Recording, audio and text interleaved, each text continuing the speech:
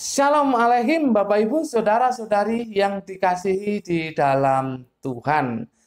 Saya mengucapkan selamat berkarya kembali di minggu ini. Mari kita berdoa. Bapa, di dalam nama Tuhan Yesus, kami bersyukur untuk waktu ini. Kami akan mengawali kerja kami, karya kami di minggu ini dengan perenungan akan firman Tuhan. Pembelajaran akan firman Tuhan. Biarlah Roh Kudus yang menolong kami sehingga kami sanggup memahaminya. Sehingga firman itu menjadi dasar dalam kehidupan kami, khususnya untuk berkarya bagi kemuliaan Tuhan. Dalam nama Tuhan Yesus kami berdoa. Amin. Bapak Ibu Saudara-saudari yang dikasihi dalam Tuhan, hari ini Senin 4 Januari 2021, kita akan belajar dari Lukas pasal yang ke-18 ayat yang ke-27.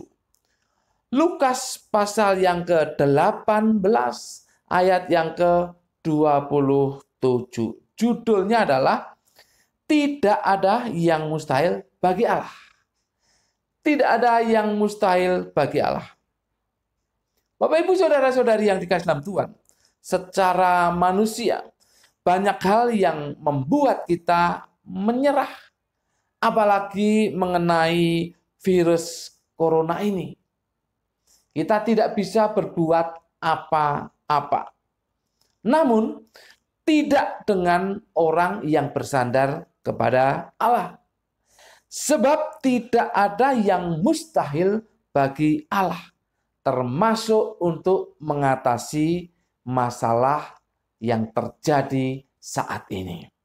Bapak Ibu Saudara-saudari yang dikasihi dalam Tuhan, kali ini kita akan belajar mengenai ketidakmustahilan bagi Allah. Kita baca ayat 27. Kata Yesus, apa yang tidak mungkin bagi manusia, mungkin bagi Allah. Saya ulangi, kata Yesus, apa yang tidak mungkin bagi manusia, mungkin bagi Allah. Bapak Ibu Saudara-saudari yang dikasihi dalam Tuhan, paling tidak kita akan belajar penekanan dua hal di sini. Yang pertama adalah mengenai konteksnya. Konteks dari ayat ini jelas berbicara mengenai sukarnya orang beruang untuk masuk ke dalam kerajaan Allah. Ayat yang ke-24 berkata demikian. Lalu Yesus memandang dia dan berkata, alangkah sukarnya orang yang beruang masuk ke dalam kerajaan Allah. Mengapa? Mengapa orang yang beruang sukar masuk kerajaan Allah? Karena dia mengizinkan dirinya untuk terikat dengan uang atau hartanya. Dia mengizinkan untuk dirinya menjadi hamba uang atau hamba harta. Kesukaran ini digambarkan seperti lebih sukar dari seekor unta masuk lubang jarum. Ayat 25. Sebab lebih mudah seekor unta masuk melalui lubang jarum daripada seorang kaya masuk ke dalam kerajaan Allah. Ada dua pandangan yang beredar mengenai lubang jarum ini. Yang pertama, ini menunjuk kepada gerbang pendek di sebuah kota. Kalau kota itu kan ada tembok, ya, ada tembok. Itu ada gerbang utama, itu tinggi dan besar dan lebar. Dan ada gerbang pendek. Itu kata pandangan ini. Namun Bapak Ibu Saudara-saudari yang dikasihi dalam Tuhan, pandangan ini tidak pernah ada di abad pertama dan juga kedua. Tidak pernah ada pandangan ini di abad pertama dan kedua. Pandangan ini, kisah ini, cerita ini, atau pendapat ini ada di abad-abad belasan. Jadi sepertinya tidak benar.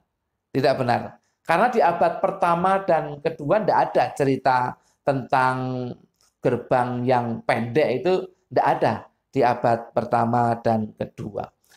Pandangan yang kedua adalah ini menunjuk celah batu yang ada di Israel. Oh, ada seorang pendeta berada di depan celah batu lalu cerita bahwa itu adalah lubang jarum.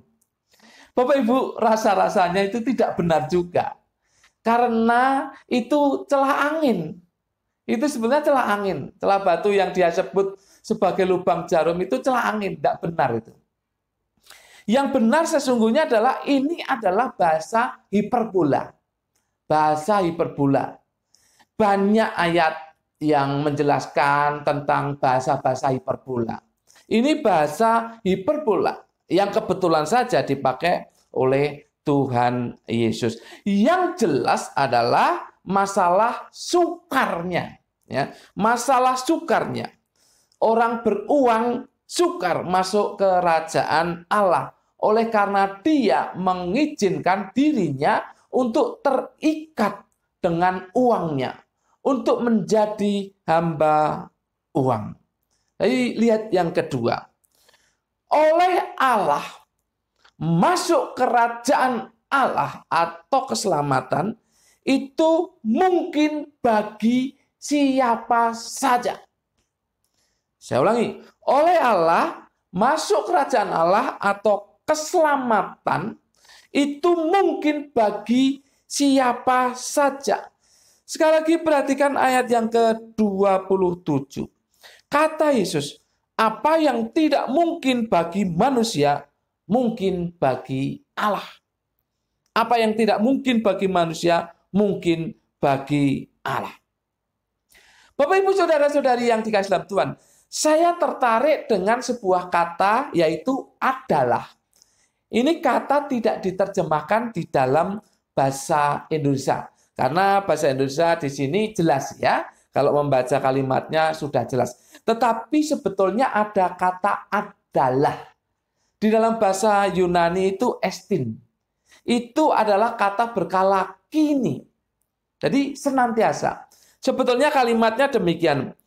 Apa yang tidak mungkin bagi manusia adalah senantiasa mungkin bagi Allah. Saya ulangi.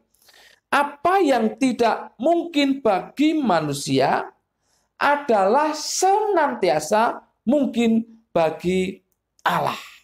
Jadi kapanpun itu bagi Allah pasti mungkin. Termasuk masuk ke dalam kerajaan Allah. Kapanpun bagi Allah itu mungkin. Senantiasa mungkin bagi Allah. Untuk siapa saja masuk kerajaan Allah atau diselamatkan. Asal dia percaya kepada Tuhan Yesus sebagai Tuhan dan Juru Selamat secara pribadi. Jadi sangat mungkin, senantiasa mungkin bagi Allah untuk diselamatkan, untuk masuk ke dalam kerajaan Allah.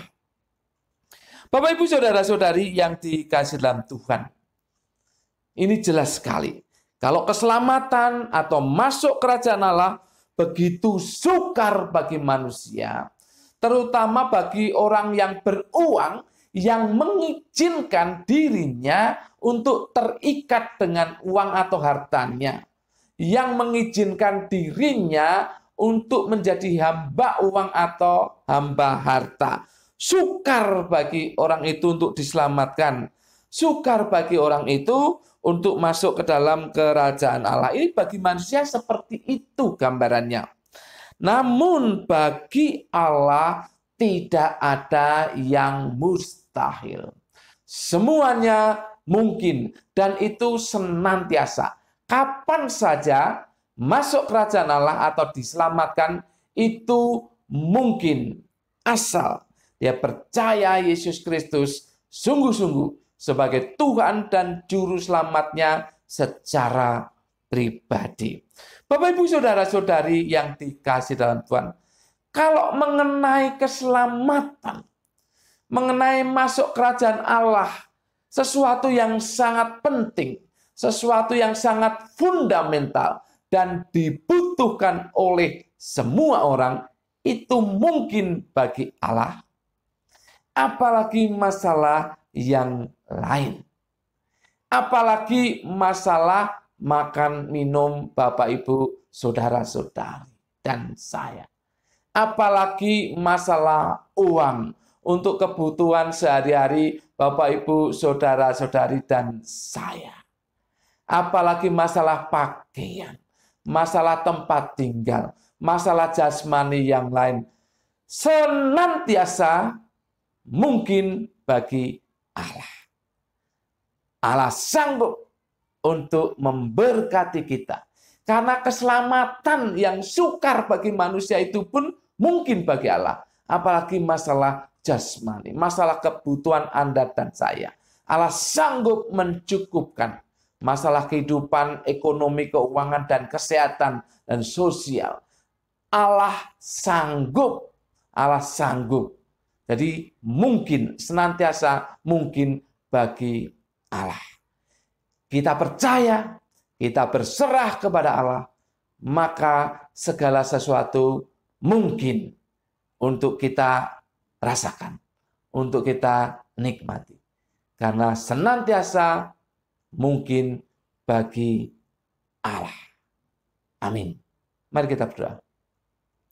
Bapa, dalam nama Tuhan Yesus, kami bersyukur untuk firman-Mu yang menguatkan, yang meneguhkan, yang menghibur kami, bahwa segala sesuatu mungkin bagi Engkau.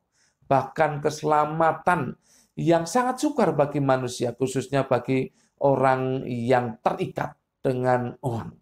Tetapi bagi Engkau senantiasa mungkin, dan Engkau akan berikan keselamatan masuk ke dalam kerajaan-Mu kepada orang yang percaya kepada Yesus sebagai Tuhan dan Juru Selamat secara pribadi. Apalagi masalah jasmani, mungkin bagi Engkau. Senantiasa Engkau akan berikan kecukupan kebutuhan kami. Terima kasih. Biarlah Roh Kudus menolong kami untuk melakukan firman Tuhan ini. Dalam nama Tuhan Yesus, kami berdoa dan mengucap syukur. Semua yang percaya katakan, amin. Tuhan memberkati Bapak, Ibu, saudara-saudari senantiasa.